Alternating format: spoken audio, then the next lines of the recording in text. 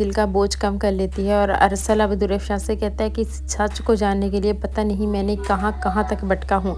मुझे पता चल गया था कि रूहान मेरा और तुम्हारा बेटा नहीं है, लेकिन मैं ये नहीं जानता था कि वो किसका बेटा है। इसी सच्चाई को मैं तलाश करना चाहता था, क्योंकि मुझे लगता था कि तुम सारी सच्चाई मुझे आखिरकार खुद ही बता दोगी कि हमारे दरमियान डॉक्टर राबिया तक आ गई। लेकिन अब दुरेफशां अपनी गलती मान लेती और कहती है कि मुझे माफ़ कर दें, लेकिन मैंने अगर रोहन को जन्म नहीं दिया तो उसे पाला बिल्कुल माँ बनकर है।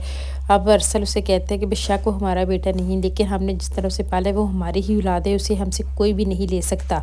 उधर दुरेशहवार भी अपनी बहन की मोहब्बत अपने बेटे के लिए देखकर मुतासर होती है और कहती है कि वो अपने बेटे को हर हाल में लाकर अपनी बहन को देगी। इसीलिए अब जब वो अपने आप को इन में देखती है तो दुरेशहवार उसे वही नजर आती है जो कि चालाक बनती है, लेकिन वो दूसरी दुरेशहवार को रोते हुए देखती है तो उसे कहती है कि तुम, मुझे लगता था काफ़ी बहादुर हो, लेकिन तुम तो ऐसे रो रही हो जैसे। वो कहती है कि बहन भी तो मेरी है, औलाद भी मेरी है, मैं जितनी मर्जी बुरी हो जाऊँ लेकिन मैं कातिल नहीं हो सकती।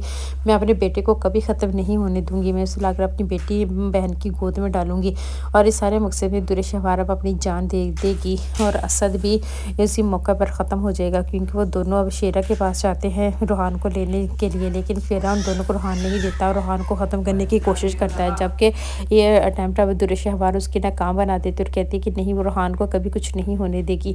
इसी वजह से अब उसे वो गोली जाकर दुरेशहवार को लगती है और असद भी मौके पर ही ख़त्म हो जाता है। पुलिस भी वहाँ पर पहुँच जाती है और रूहान को बाजियाब करवा लेती है और रूहान को लाकर अरसल और दुरेशहवार की गोद में दे देती है। दुरेफशां तो अपने बेटे को देखकर उसकी जान में जान आती है, लेकिन जब उसे ये पता चलता है कि उसकी बहन इस दुनिया में नहीं रही, वो तो पागल हो जाती है और कहती है कि बेशक मेरी बहन ने दौलत की लालच की थी, लेकिन वो इतनी बुरी नहीं थी। दौलत की लालच करना कोई बुरी बात तो नहीं है कि हम में से हर कोई किसी न किसी चीज़ की लालच करता है। ये सारी बातें सुनकर अब अरसल कहता है कि अब जो होना था वो तो हो चुका है। असद भी अपने अंजाम को पहुंच चुका है, उसकी वजह से दुरेशहवार यहाँ तक पहुंची थी।